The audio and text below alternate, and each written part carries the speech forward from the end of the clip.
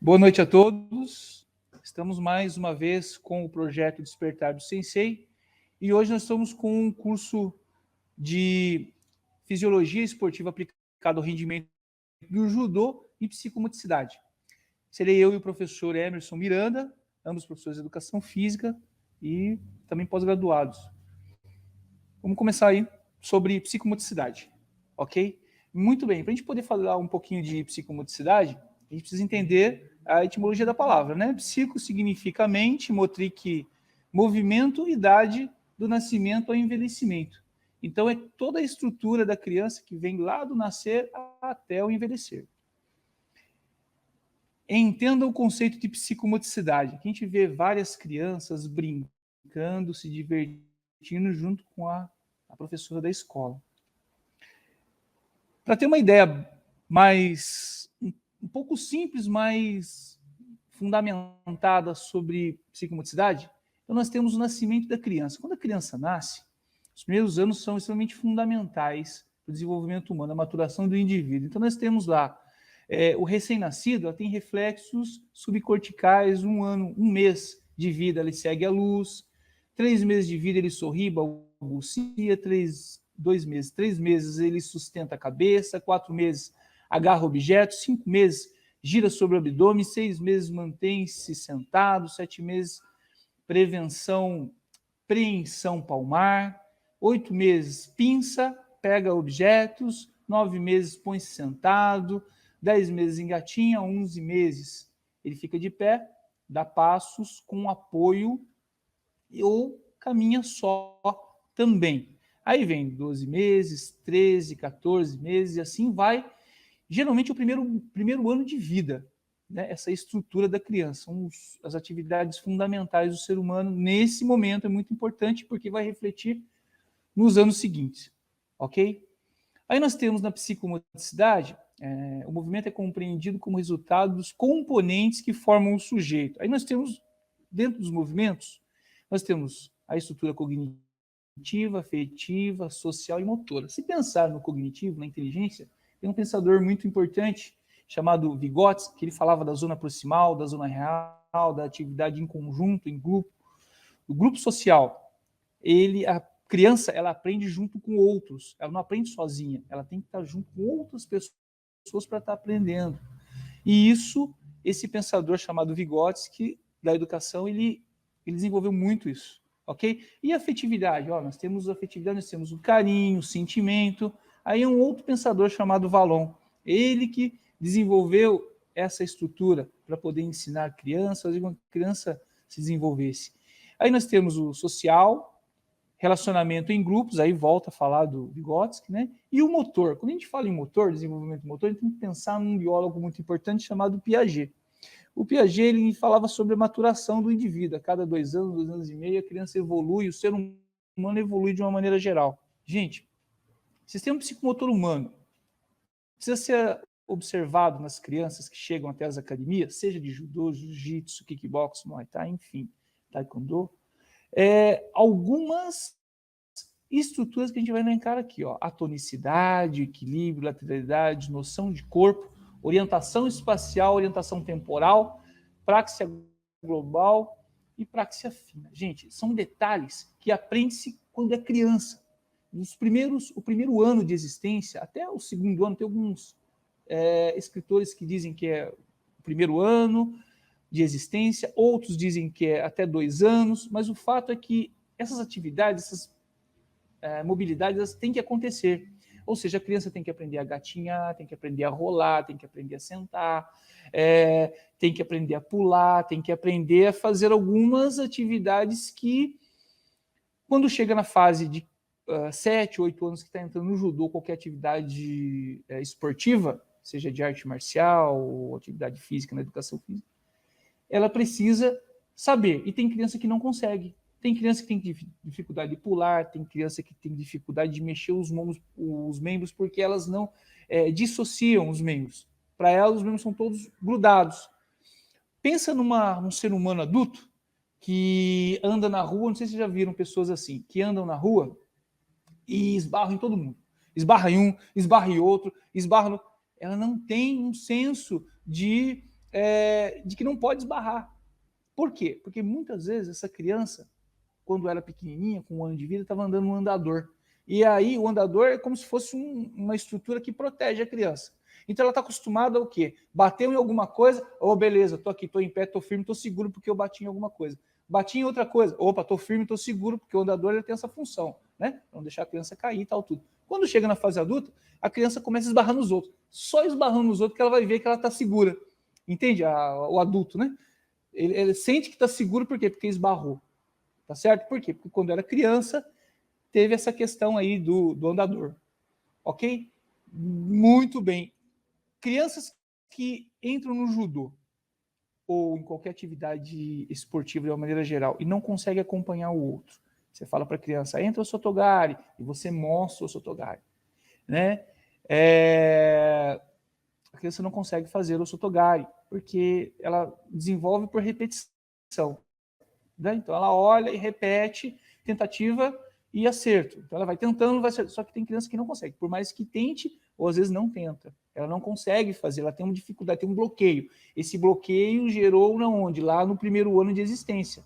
Né? Nos primeiros meses de existência. Acabou causando um bloqueio nesse ser humano. E aí nós temos dificuldade de ensinar. Então, muitas crianças que vêm para o judô, a gente não pode ter a pretensão de... a criança vai entrar no judô, qualquer arte marcial, e a criança vai querer ser campeã. Ela pode até querer, mas por muita pretensão nossa querer formar um campeão ali. Campeão é uma outra coisa, é uma atividade de alto rendimento, é uma outra estrutura. Agora, colocando a criança para treinar, não, ela precisa do quê? Ela precisa ser amparada, ser estudada, ser observada para ver as falhas que houve ali na infância e que ela possa desenvolver ali quando tiver com 10, 11 anos, ok? Para isso, a gente tem alguns testes que a gente precisa fazer. Então, esses testes são bem simples, depois o professor Emerson ele vai dar uma aprofundada no que eu vou estar falando agora, mas o que acontece? Nesses testes, a gente pode fazer uma avaliação de passividade. Quando que a criança é passiva? A gente tem que observar o seguinte, você pede para ela fazer as coisas, ela não faz. Pede para ela correr, ela não corre. Pede para ela pular, ela não pula. Pede para ela ficar de cócoras, ela não fica, mas ela não sai do judô. Todo dia ela está ali de manhã cedinho para treinar, mas ela não quer treinar. Será que ela não quer treinar ou será que ela não consegue treinar? E se ela não consegue treinar, por que ela não consegue treinar? Bom, tem alguns detalhes que a gente consegue estar avaliando. Por exemplo, né, uma das funções do psicomotricista é o quê? Avaliar algumas situações. Uma delas seria a avaliação do tônus muscular. Quando a gente avalia o tônus muscular, a gente observa o quê? A gente tenta observar uma paratomia. O que é uma paratomia? Impossibilidade de executar manobras. Quais são essas manobras? Por exemplo, a gente vê lá um sujeito que é hipotônus ou um sujeito que ele é hipertônus. Ok? Ele tem hipotônus ou ele tem hipertônus. O que acontece? A gente faz uma anamnese simples junto à família para ver a situação daquela criança e depois a gente avalia o quê? Punho, o ombro, a perna e o pé. Pensa no punho. Sabe aquela mão boba? Você segura a mão da criança e mexe assim, ó. Mexe, mexe, mexe. Sabe aquela brincadeirinha que fica mexe, mexe e puff, bate na boca da outra criança? Eles adoram fazer isso, mas não é para fazer isso. Vamos fazer isso aqui, ó. Mexe, mexe, mexe, mexe, mexe. O que a gente quer ver? Se tem esse movimento. Se ele faz esse movimento. Tem criança que você mexe é duro. Por que é duro? Porque ele não dissociou os membros superiores ou inferiores do tronco. Por isso que não consegue correr, não tem dificuldade de coordenação. Já viu criança que anda tudo duro assim? Parece um robôzinho. Por quê? Lá atrás, no primeiro ano de vida, teve aquela deficiência. E a psicomotricidade trabalha isso. E o ombro? O ombro, você segura o ombro da criança, mexe para um lado e para o outro. Estão fazendo uma avaliação de passividade. Mexe. O normal é mexer, chacoalhar, vira para um lado, vira para o outro, tudo assim, sabe? Normal. O que é normal? É mexer e ficar tudo durinho assim, ó. Isso já é um outro ponto que nós precisamos avaliar, ok? Qual uma outra situação? Do braço. Você segura o braço da criança nessa posição. Isso, fala para ele, segura firme, segura firme. Só que agora você solta todo o peso, tá bom? Solta todo o peso. Esse movimento aqui, ó, tira a mão. Ok? O que a gente quer ver? O normal é cair o braço. Mas tem criança que quando você solta, ele fica com a mão assim, fica parado. Depois que ele vê que você tirou a mão, aí ele baixa. Mas, na verdade, o que acontece? Não dissociou o corpo, o membro superior não dissociou. Tudo bem? E quando a gente olha lá na perna, para a gente ver a perna, imagine que o meu braço, ó, nós temos aqui o braço, o antebraço e a mão, né? Vamos supor que aqui é a coxa, a perna e o pé. Então, nós temos aqui, põe a criança sentada na mesa. Então, fica lá, ó, a coxa da criança, né? Aqui, ó, a patela, depois vem lá a perna, tudo bem? E aí a gente faz esse movimento aqui. Ó. O normal é fazer isso aqui, mas tem criança que não consegue mexer. Já é mais uma forma de você estar avaliando a criança do problema que ela tem. E qual o outro último movimento? Ó, pensa que a minha mão é o pé. E aí você segura no pezinho, coloca a mão na patela, segura lá no meio e gira. A gente diz que é o para-brisas do carro. Então vai lá, ó, o pezinho vai para lá e para cá, para lá e para cá, para lá e para cá. Tem criança que não consegue, você mexe, fica duro, o pezinho fica duro.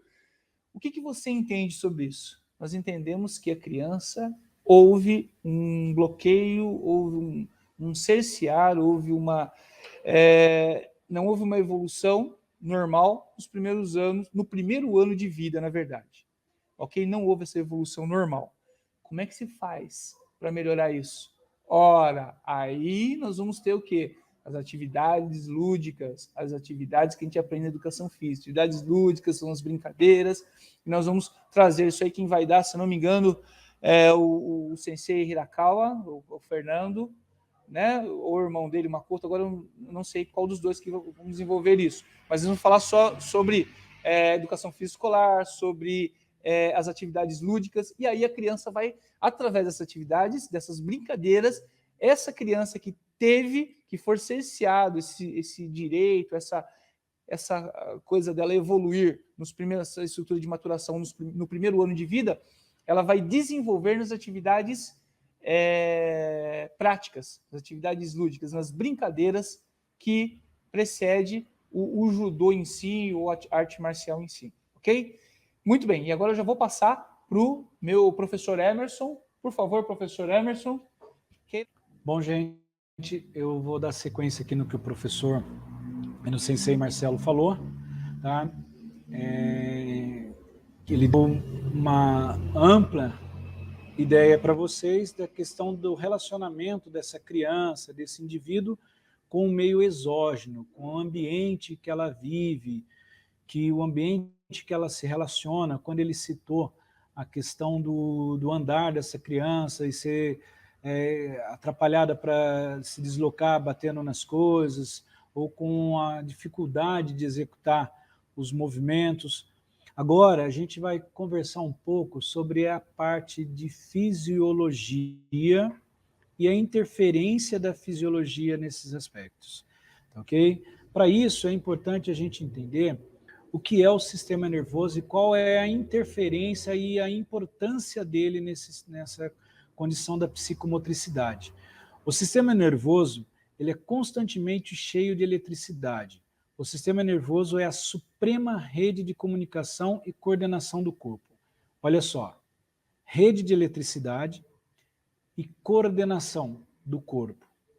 Sendo assim, alguns fatores, tá, sejam eles morfológicos. O que são fatores morfológicos?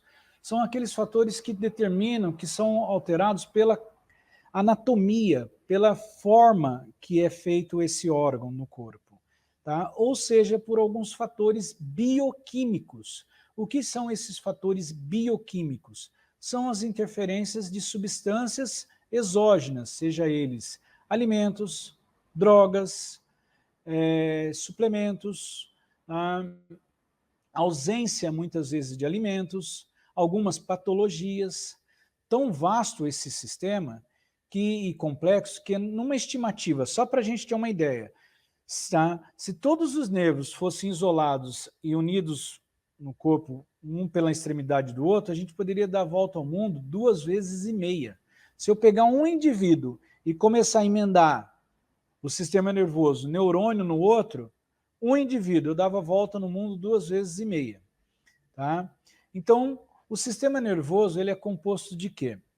Sistema nervoso central, sistema nervoso periférico e sistema nervoso autônomo, no qual o sistema nervoso central está no centro e na estrutura de funcionamento do corpo. Ele é composto pelo encéfalo, que muitas vezes as pessoas conhecem por cérebro, tá? O encéfalo e pela medula espinhal, é aquele que sai. Então, quando se fala sistema nervoso central, não é só o que está dentro da cabeça, não. A medula espinhal também. Então, isso tem uma certa influência no aprendizado, tem uma certa influência na dificuldade do aprendizado da criança, tá? Que a gente vai mostrar isso daí. E pela medula espinhal, que se estende, se estende pelo inferior da coluna vertebral. O sistema nervoso periférico.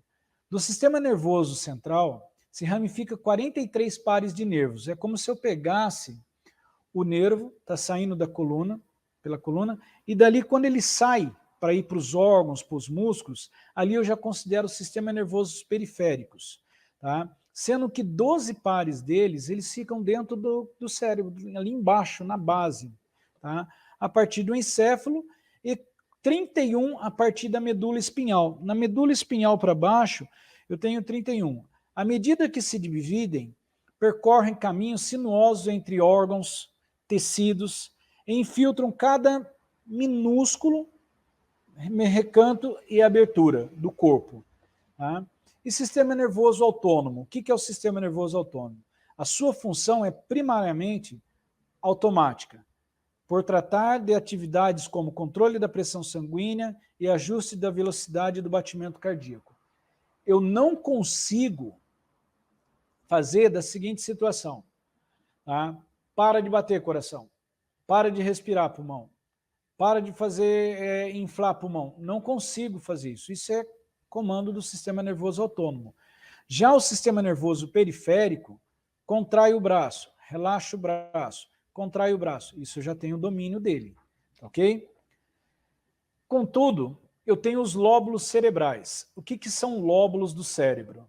Tá? Quando eu pego o cérebro, tá, eu tenho aqui as estruturas dos lóbulos do meu cérebro. Vocês vão ver o lóbulo frontal, tá?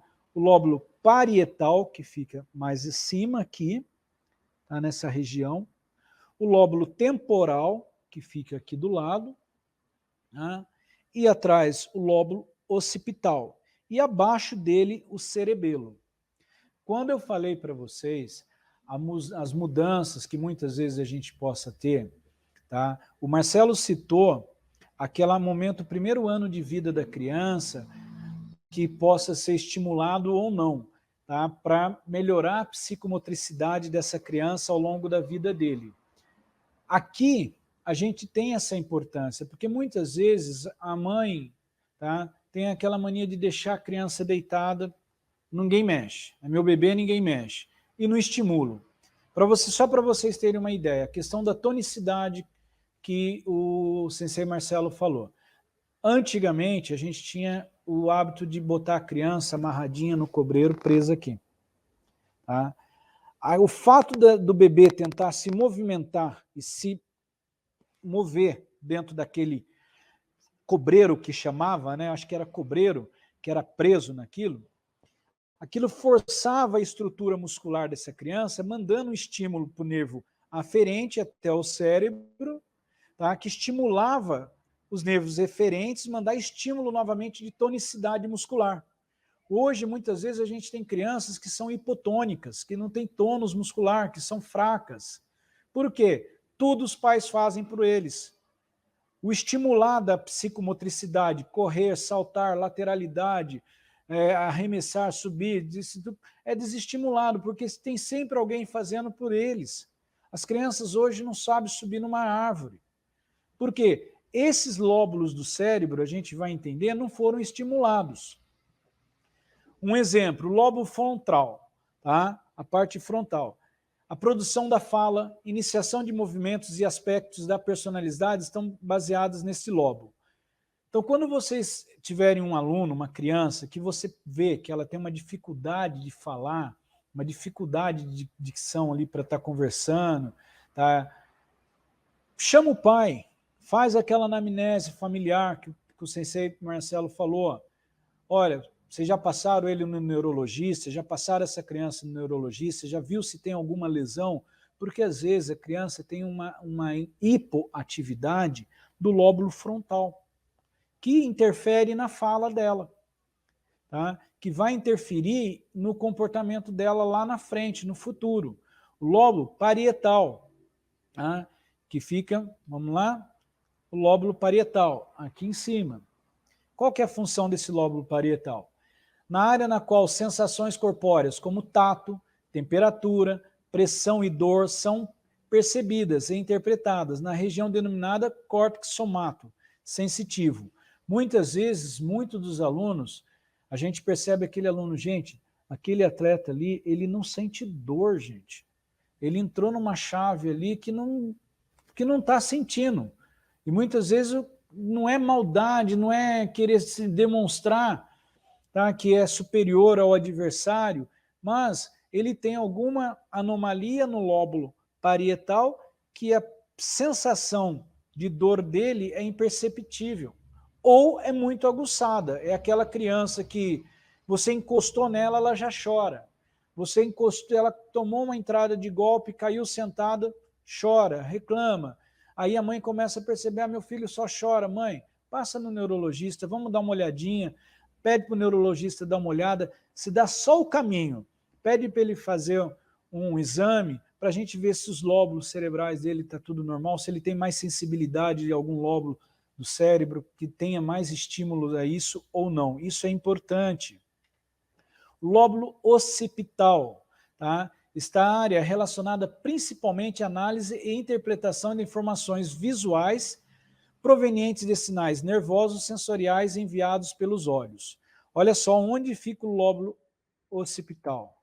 Ele fica aqui atrás. Tá? E ele comanda a questão da visão.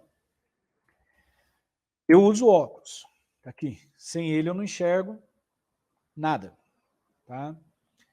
Durante muitas vezes dentro do treinamento, uma queda, um QM mal executado, principalmente de costas, o que eu vou bater primeiro? A cabeça. O que eu vou bater primeiro? A nuca. Quando não é ensinado de maneira correta essa queda para a criança, e essa criança já tem uma dificuldade visual, quando há um impacto, há uma descarga, lembra que eu falei no começo em relação a uma descarga elétrica no sistema nervoso que dá 2 vezes volta ao mundo? Quando há uma descarga elétrica nesse lóbulo occipital, há uma confusão maior no sistema de visão dessa criança. Essa confusão no sistema vai fazer com que logo que ela levante enjoada. E esses desconfortos, muitas vezes, é o que vai afastar os nossos alunos do dojo. Eu não quero, mãe, fazer mais judô, porque dói minha cabeça, eu estou com dor de cabeça, Mas por quê? Ele está fazendo uma queda de maneira errada, tá? A gente não está levando em consideração essa questão de ensinar essa propriocepção para essa criança, de ela ter uma conscientização corporal, tá? Para fazer de maneira correta, e ela já tem uma visão dificultada, e quando ela bate a cabecinha no chão e ela vai procurar um foco de visão, ela está com tanta descarga elétrica região do lóbulo cerebral, que fica mais difícil dela buscar essa percepção. Quem usa óculos e já tomou uma queda de costas sabe o que eu estou falando aqui. Tá? O cerebelo. Tá? Cerebelo aqui embaixo. Esse pequeno cérebro é responsável pela coordenação e precisão dos movimentos hábeis, além de controlar o equilíbrio e a postura. Tá? Eu acho que é de suma importância para a gente, no judô, tá? Entender a importância desse pequeno órgão, tá? Do cérebro, esse pequeno cérebro, cerebelo, tá? Porque primeiro a gente usa muita coordenação e precisão de movimentos no judô. Tá? Além de controlar o equilíbrio. O próprio trabalho do judô Kuzushi, o equilíbrio, e a postura que a gente tem que ter no judô, tá? Para poder aplicar e também fazer as nossas quedas. Então, tem alguns golpes que a gente tem que ficar atento aos nossos alunos, tá? Como está sendo aplicado, as pancadas que muitas vezes provenientes de um Koshiguruma, que vem com aquela batida forte, e antes de derrubar o nosso adversário, de fazer com que ele aconteça a queda, a gente já proporcionou uma descarga elétrica nesse cerebelo que ele já, ali ele já perdeu a coordenação motora já. Tá? Então isso a gente como professores tem que estar atento durante essa condução das aulas que a gente vai estar aplicando. Então essa, e temos os lóbulos temporal, o reconhecimento de sons, seus tons e sua altura. Ocorre nos lóbulos temporais, ele também participa do armazenamento de memória. Olha só que interessante, o lóbulo temporal está aqui. Tá? Então não adianta, quando eu for estar passando o treino para um aluno, eu só falar, olha, aplica o Sotogari, Koshiguruma, Sasai Tsuri Komiyashi, não aplica só, mostra o movimento, tá? E fala o movimento, porque ele vai estar estimulando o lóbulo temporal, armazenando a memória, estimulando o lóbulo occipital com a visão, tá? E vai estar tendo a questão da propriocepção e da conscientização corporal, que tudo isso vai fazer, lá na frente, a psicomotricidade funcionar, a lateralidade, a coordenação motora, o equilíbrio, tá ok? Então, estudando um pouco dos nervos aqui, a gente, para nível de conhecimento, a gente abaixo do cérebro, a gente, está aqui em cima a base, abaixo do cérebro, a gente tem 12 pares de nervos cranianos que conectam diretamente ao encéfalo, que conectam diretamente ao cérebro. E através da medula espinhal, alguns nervos desempenham funções sensoriais para os órgãos e tecidos, cabeças e pescoço, enquanto outros provêm funções motoras. A maioria desses nervos cranianos é denominada conforme as partes do corpo que eles servem, como os nervos ópticos do olho. Tá? Então, o que eu quero mostrar para vocês aqui, gente? Muitas vezes, as dificuldades que os nossos alunos estão tendo, tá, é a relação que eles têm com o sistema sensorial deles com o meio ambiente, com o meio que ele se relaciona. Se eu tenho uma lesão, tá, no nervo ocular, tá, no nervo óptico, eu tenho uma dificuldade de visão. Se eu tenho uma dificuldade de respiração, isso vai me cansar, posso ter uma dificuldade no nervo olfatório. Uma das piores dores do mundo, tá, é correlacionada à dor do nervo trigêmeo, que passa aqui, ó, nessa região do rosto aqui, ó. Tá? É uma das piores dores do mundo. O nervo oculomotor, troclear e oblocente, tá? Eles são nervos que faz com que a movimentação dos nossos olhos, nervo vestíbulo coclear, nervo grosso faríngeo, quando você está se alimentando, você tem o nervo grosso faríngeo que vai controlar essa questão da digestão, o nervo vago. Quem aqui já nunca tomou aquela batida, bateu a pontinha do dedo, tá? Que estimulou esse nervo vago, aquele que dá aquela náusea, aquela dor, quando você bate uma articulação, você estimula esse nervo, dói demais. Tá? Aqui estão os desenhos dele, cada um que eles estimulam, ocular, lóculo-motor, o do ouvido, o trigêmeos, que vem aqui nessa região, o nervo vago, que vai trabalhar a questão do sistema digestório, o glossofaríngeo, tá? O nervo olfatório transmite as informações sobre cheiros do epitélio olfatório, do teto, cavidade nasal. Tá? Então, o que muitas vezes acontece? Eu estou com uma crise de rinite, uma sinusite. Tá? Isso vai interferir no meu treino? Vai.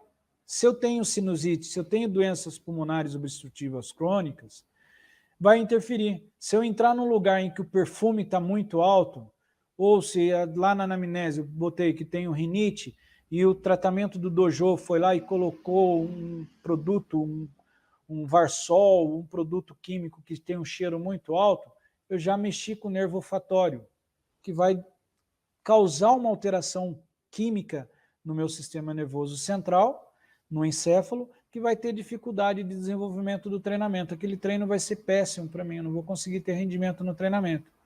O nervo trigêmeo, os ramos olfatório, maxilar recebem sinais nos olhos, da face e dentes.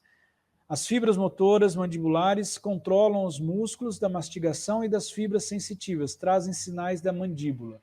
Esse é um dos piores, eu diria, se não a pior dor do mundo. Tá? Muitas vezes a pessoa que se questiona, que estou com dor na mastigação, você vai lá, passa no dentista, não tem nada no dente, a claridade incomoda, barulho incomoda, porque ele tem uma inflamação desse nervo trigêmeo. Tem pessoas que chegam a ser tratados com morfina para tratar esse nervo. O nervo facial, os ramos sensitivos desses nervos faciais, ele vem das papilas gustativas dos 2/3 anteriores da língua. As fibras motoras são para os músculos da expressão facial e para a glândula salivar e lacrimais. Esse nervo facial, então, ele controla toda essa questão da língua, a questão do canal lacrimal. Tá? Nervos acessórios, controla o músculo da cabeça, pescoços e ombros. Tá? Ele também estimula os músculos da faringe, laringe, que estão envolvidos na deglutição. Está aí, ó, o nervo glossofaríngeo, que vai controlar a deglutição. Tá? A dificuldade da criança ter em mastigar. Aí começa aquela relação. A mãe está tentando dar comida para a criança, meu filho não come, ele tem mania, tudo que eu ponho para ele comer, ele tem ânsia. Começa a praticar esporte. Põe para praticar esporte, mas o que tem a ver o esporte com isso? Está aqui, ó. Eu vou estimular o nervo glossofaríngeo, eu vou estimular esse músculo da glote e da epiglote. Eu vou estimular ele ter uma melhora da digestão, da deglutição dos alimentos. A relação, a importância da prática da atividade física. Tudo isso nós podemos contribuir com o desenvolvimento físico da criança. O nervo vago, o mais longo e ramificado dos nervos cranianos. O nervo vago tem fibras sensitivas, motoras e autônomas, que vão para a parte inferior da cabeça, a garganta, o pescoço, o tórax, o abdômen. Eles estão envolvidos em muitas funções corpóreas vitais, incluindo deglutição, respiração, batimento cardíaco e formação de ácido do estômago. Tá? Quem aqui nunca passou por uma situação de fazer o seguinte, eu vou ter uma prova amanhã, eu vou dar uma palestra, eu vou ter uma entrevista de emprego, de repente a pessoa fala, nossa, tive uma cólica intestinal, estou com uma dor de estômago tremendo, exame de faixa, exame de graduação, tá? Você não tem mais medo do exame do que propriamente do randori do seu adversário. Tá? Por quê? Você tem um excesso de excitação desse nervo vago. É onde começa a aumentar o peristaltismo intestinal, começa a aumentar a produção de ácido gástrico, do ácido estomacal. Se você ainda comeu pouco, esse ácido gástrico começa a queimar o seu estômago, começa dando náusea, dando desconforto. Ele aumenta a frequência cardíaca, aumenta a frequência respiratória. Tá? Então começa a ter essa descompensação do sistema nervoso vago e trazendo por conta do nervosismo, só que com o treinamento, a prática, o exercício físico, o controle disso, começa a melhorar tudo isso. O glossofaríngeo e o hipoglosso, as fibras motoras desses nervos, estão envolvidas com a movimentação da língua e da deglutição, enquanto as fibras sensitivas retransmitem informações sobre paladar, tato, temperatura, da língua e da faringe. Existe uma patologia, tá, que muitas vezes elas fazem com que alguns idosos desenvolvam um megaesôfago. Tá? Esse megaesôfago dificulta a digestão e começa a trazer refluxo, tá, para esse indivíduo. O treinamento, o exercício físico, e toda a estimulação correta do encéfalo começa a trazer a homeostasia, tá? Que é o equilíbrio. Tudo que sai do equilíbrio, eu tiro da homeostasia, eu tenho que trazer para a homeostasia. Começa a trazer a homeostasia de excitação, de estímulo dessas atividades cerebrais. A gente consegue controlar esse refluxo tanto dos obesos, quanto dos idosos, quanto das pessoas que têm patologias como doenças de Chagas, tá? Que por sua vez começa a melhorar a estimulação desses nervos. Tá? O nervo vestíbulo coclear. O ramo vestíbulo coclear coleta sinais nervosos da orelha interna sobre a orientação e o equilíbrio da cabeça. Com o ramo coclear, traz sinais da orelha diferentes a sons e audição. Então, ele controla a nossa relação com o meio ambiente. Por isso, da importância do comando de voz do professor também durante a aula. Porque eu também estou estimulando o aluno. Não é só fazer o gesto visual, que vai trabalhar o lóbulo occipital, mas também fazer essa comunicação de modo verbal, conforme vocês estão dando a aula. Explica, afastem a perna, flexione o joelho, estenda os braços, olhe o movimento, gesticulem os movimentos, mas também explica verbalmente o que vocês estão fazendo para estimular. Tá? Estimulando o vestíbulo coclear, eu estimulo o lóbulo parietal, que eu vou, consequentemente, melhorar a memória desse indivíduo e, consequentemente, vou trabalhar a questão de equilíbrio, de toda essa questão de aprendizado desse nosso aluno. Os nervos óculo-motor, toclear e a abducente. Esses três nervos regulam os movimentos voluntários dos músculos oculares, para mover os bulbos oculares e as pálpebras. O óculo-motor também controla a constrição da pupila pelos músculos e da íris e as alterações do foco e do cristalino pelos músculos ciliares. Gente, eu tenho um aluno que ele passou por uma cirurgia, um exemplo, que ele fez uma lesão, uma cirurgia próximo do cerebelo, e um dos nervos que ficou comprometido foi o nervo óculo-motor. Quando você pede para ele buscar a visão periférica dele, quando chega nesse canto aqui, o olho dele começa a tremer. Ah, mas só isso acontece, professor? Não. Se ele estiver em pé, fazendo um exercício, e algo chamar a atenção dele do lado, e ele não tiver o estímulo para virar o rosto, e ele tentar buscar só a visão periférica dele, ele vai sentir tontura e ele pode cair. E ele já é um idoso. E se ele cair e bater a cabeça no chão, eu tenho comprometimento.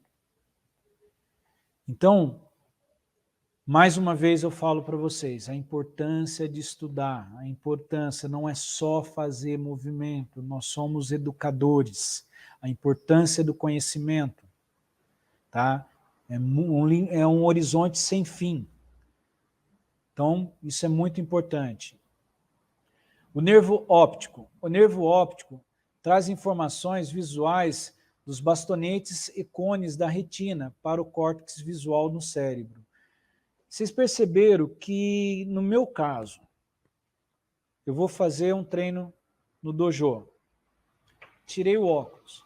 Eu tenho 100% do meu aproveitamento no meu treino? Eu vou ter 100% de rendimento no meu treino? Porque aqui eu já desestabilizei o meu lóbulo occipital. Eu já desestabilizei vários nervos, tá? Desde o óculo motor ao nervo óptico, por conta da minha visão. E quantos das nossas crianças, dos nossos alunos, que a gente sabe que tem problema de visão e muitas vezes não falam, porque muitas vezes nem os pais sabem. A criança está indo mal na escola, o pai não sabe que a criança tem problema no nervo óptico. A criança está indo mal no treinamento, desestimula a criança para vir para o dojo, para treinar, e a criança não sabe disso. Então, se você percebe que a criança está tendo náusea, enjoo, após um treino, uma queda, tá? Chama o pai, passou no oftalmologista, tá? Os nervos periféricos. A rede de nervos periféricos no corpo conduz informações do encéfalo para a medula espinhal. Agora a gente sai do encéfalo para a medula espinhal, tá? Fibras sensitivas dos nervos levam mensagem dos órgãos dos sentidos, como os olhos, orelha, pele e órgãos internos. Fibras motoras controlam os movimentos musculares e atividades de glândulas. São 31 pares de nervos saindo, lembrando que 12 ficam na caixa craniana e 31 para baixo delas, dando um total aí de 44. Aqui, para vocês terem uma ideia, tá? A gente tem um corpo de uma vértebra, de um nervo, né? Desse nervo, então temos as ramificações do nervo espinhal, a parte central dela, o gânglio sensitivo do nervo. Tudo isso é eletricamente trabalhado. Para vocês terem uma ideia, nessa parte branca que a gente tem, deixa eu ver se eu consigo mexer com o mouse aqui.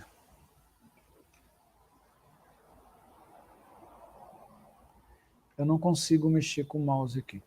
Mas para vocês terem uma ideia, envolto dessa parte azul, eu tenho uma parte branca e logo acinzentada. Aí está a medula. Tá? Essa parte mais clara, mais branca de fora, que está o corpo vertebral, é uma vértebra. Aí é o forame, por onde passa a medula. Em cima desse corpo vertebral fica o disco intervertebral. Quando esse disco intervertebral ele comprime essa medula, ele dá o que a gente chama de abalamento discal, hérnia de disco, protusão discal. Tá? Aí começa a comprometer também o treinamento, porque você começa a sentir dor. Quando você estimula um músculo, você está sentindo dor. Estou tendo uma fisgada na perna, estou tendo uma fisgada nas costas. Tá? Encaminha para o neurologista, para o ortopedista, para dar uma olhada. Por quê? Qual que é a função? O estímulo dos elementos centrais do cérebro, tá? É mandar controle para os nervos, tá? Autônomos, que é o coração, pulmão, rim, fígado, tá? E os elementos periféricos, que controla a parte dos músculos, que eu consigo fazer o movimento de contração. Tá? As etapas sucessivas dos movimentos voluntários. Eu tenho um estímulo primeiro no cérebro, primeira atividade cerebral, que é a formação dos potenciais de ação, ou seja, eu tenho um disparo elétrico lá no meu cérebro. Posteriormente, esse disparo elétrico ele percorre todos os fios ali, que são os nervos, que vai passando ali. A partir daí, eu tenho uma excitação do neurônio motor e motoneurônio. Aí eu venho para os nervos periféricos, que vai sair da minha medula aqui. Então, até então, a atividade nos centrais estava na cabeça, agora para os periféricos. A propagação do potencial de ação nas terminações dos neurônios, dos axônios dos neurônios. Aí começa o processo bioquímico. Tá? Então, algumas interferências, como o uso de neurotransmissores, de analgésicos, de drogas excitatórias, tudo isso interfere nessa condição. A transmissão neuromuscular começa a propagação dessa estimulação na fibra muscular. Tá? E acontece a contração muscular, que vai acontecer a contração muscular. Essa contração muscular que vocês estão vendo no movimento é que vai dar um movimento. Só que se eu tiver alguma lesão no meio do caminho, a lesão aconteceu lá no sistema nervoso central, aqui bem na saída do cerebelo, eu já não vou ter um movimento correto lá embaixo. A lesão aconteceu aqui no quinta transmissão motoneurônio, por conta bioquímica, de uso de uma droga, de uso de um excitatório, uso de álcool, que inibe a sinapse de uma transmissão de um neurônio para o outro. Eu não vou ter a contração muscular, eu vou ter perda do movimento. Tá? Então, a unidade funcional do sistema nervoso central são os neurônios, que é isso daqui. Está do nosso lado direito aí. Isso é um neurônio. A gente tem nele, ele é envolvido como se fosse um fio, tá? Vou pegar um fio aqui de exemplo para vocês. Eu tenho envolvido nele a bainha mielínica. Os excessos de simvastatinas, de medicamentos para poder inibir o colesterol, tá? Eles acabam ocasionando lesão dessas bainhas mielínicas. Começa a gerar dor, desconforto, complicação da atividade de excitação do neurônio para o outro, daí eu perco o movimento. O álcool causa isso. Eu tenho um neurônio aqui, outro neurônio aqui, eu tenho que mandar um impulso desse neurônio para esse neurônio receber, tá? E para ir sucessivamente para o outro. Aí o que começa a acontecer? Eu estou lá e tomei álcool. A fenda sináptica aqui no meio não recebe o neurônio, a acetilcolina, os neurotransmissores. Esse neurotransmissor fica aqui, é como aquela sensação do bêbado, chegar na casa e tentar abrir a porta com a fechadura e não conseguir abrir. Porque para ele acha que está fazendo o gesto correto, mas não está acontecendo. Tá? Então, nós temos substâncias que fazem esses canais iônicos, essa transmissão, tá? De bomba sódio e potássio, que vai transmitir canais de cálcios, desculpa, que vai transmitir essa excitação do sistema nervoso, que vai conduzir a excitação do sistema nervoso. Então, qualquer droga que eu estiver utilizando vai interferir nisso, e vai interferir nessa questão que a gente chama de sinapse.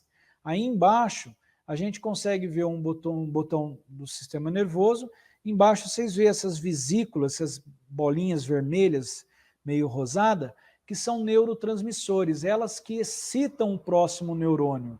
Quando eu tenho alguma droga que inibe essa excitação do próximo neurônio, é como se fosse um telefone sem fio, com o fio cortado. Chega na metade, eu passo uma informação aqui, a informação não vai seguir a seguinte. Aí lá na frente não tem movimento. Tá? Então, muitas das crianças podem estar utilizando algumas medicações. A criança é alérgica, o professor, a criança tem alergia, hoje ela tomou um antialérgico. Esse antialérgico interferiu nessa transmissão de um neurônio para o outro. A criança vai estar letárgica no treino. Tá? Nossa, essa criança tossiu a noite inteira, veio para o treino, a mãe foi lá e deu um medicamento para ela que deixou o antialérgico, deixou ela letárgica, por conta de diminuição desse potencial de ação de um neurônio para o outro. O que pode acontecer no nosso treino? Essa criança via se machucar, porque ela subitamente acha que vai fazer um movimento, o cérebro acha que vai fazer o movimento, o músculo não tem a resposta que ela precisa, ela caiu e se machucou. Tá? E como podemos trabalhar? Os exercícios funcionais procuram levar ao praticante a função desafiadora em que alguns órgãos dos sentidos são solicitados por meio de 3 possíveis maneiras. É o exercício realizado com conflitos de sensações, por meio de variações de 2 sensores ou ausência de uma alteração de outro. Um exemplo. Tá? Realizar exercícios com vendas sobre os olhos em superfícies instáveis. Então eu vou lá e coloco dentro do dojo o colchonete de um lado e fecho a visão desse aluno. E peço para ele estar andando dentro do dojo e ao se deparar com aquele objeto que vai ter uma alteração de superfície, ele fazer uma determinada queda, fazer um rolamento, tá ok? Os sistemas sensoriais responsáveis pelo controle da postura postural, que é o sistema nervoso visual, ele tem a função de localizar o corpo e perceber seu movimento no espaço em relação a referências externas. Tá? Então, sistema visual é onde a gente já havia conversado. Para mim, a dificuldade do treino, quando eu estou sem o óculos, então eu uso uma lente de contato para poder estar treinando, tá? Por conta dessa relação. A estabilização da cabeça e do corpo com relação ao ambiente. Aquilo que eu falei, movimentação do músculo esternocleidomastoide, tá? E ombros, a musculatura tensa, tá? Dificulta nessa movimentação que dificulta a questão visual. O sistema vestibular, tá? Informações sobre a orientação da cabeça em relação ao campo gravitacional da Terra, que é o que mais acomete os pacientes com labirintite. Aceleração lineares e angulares, tá? muitas vezes a gente tem o desconforto ao executar um QEM de rolamento e levantar muito rapidamente. Atração gravitacional. Tá? Somestesia, o tato, percepção das características dos objetos que tocam a pele. Propriocepção, capacidade de distinguir as posições estáticas e dinâmica do corpo e suas partes. Então, isso é de muita importância quando a gente está fazendo essa linguagem verbal com os alunos, explicar para eles, estendam, flexionem, afastem, está fazendo com que eles conheçam o próprio corpo para desenvolver essa propriocepção. Porque durante a entrada de um golpe, para eles é de suma importância, ele conhecer esse gesto. A termossensibilidade, a percepção da temperatura dos objetos e do ar, dor, identificação de estímulos muito fortes, potenciais ou reais, capazes de causar lesões nos tecidos. É aquilo que a gente falou em relação ao lóbulo temporal. Tá? A pessoa que tem essa percepção de mais aguçado e não sente tanta dor, ela pode ter lesões, distensão muscular, fraturas. Então, a avaliação postural, desequilíbrios musculares, treinamentos do core e sua relação com o treinamento foi determinado de acordo com o campus Coralsky. Tá? O treinamento funcional, quando aplicado para indivíduos sedentários, deve ser antecedido por algumas etapas de treinamento que correspondem à melhora da consciência postural e das cinesias. Tá? Primeira etapa, preparação. É necessário que o aluno sedentário seja preparado. Não adianta eu querer botar um aluno que é sedentário num treino de alta intensidade. Tá? Avaliação da postura. Em recentes publicações do Colégio Americano de Medicina Esportiva, foi enfatizada a melhora na postura como uma preocupação central na prática de qualquer treinador personalizado. Isso porque posições e atitudes incorretas do corpo, em geral, levam a problemas esqueléticos e musculares crônicos. Gente, aqui eu queria mostrar para vocês a seguinte situação. A importância da gente como professores, como senseis, para corrigir a postura dos alunos, porque se ele tem uma protusão discal, lembra que eu falei, ele vai comprimir o nervo, vai sentir dor, vai ser desconfortável no treinamento para ele. Tá? E isso vai desestimular ele vir para o treino, vai desestimular ele seguir o treinamento no judô. Então isso é importante, a avaliação constante da questão da postura dele. As dificuldades e obstáculos são fontes valiosas de saúde e força para qualquer sociedade. Então, é nas dificuldades que a gente cresce. Tá? O treinamento, ele tem que ser feito, é fundamental, mas com coerência, com respeito, tá? Com inteligência. Eu quero, mais uma vez, agradecer aos professores, aos senseis que eu tive na minha jornada de vida aí, ao sensei Mamed, ao sensei Calazans, ao Alexandre, ao sensei Marcelo Queiroz, e a todos vocês, de maneira geral, pela oportunidade da gente estar conversando um pouco de um assunto tão abrangente, de um assunto tão extenso, que é a psicomotricidade, que é um assunto de suma importância na formação das nossas crianças e na formação do cidadão lá na frente. Tá ok? Obrigado a todos. Tá? Boa noite a vocês.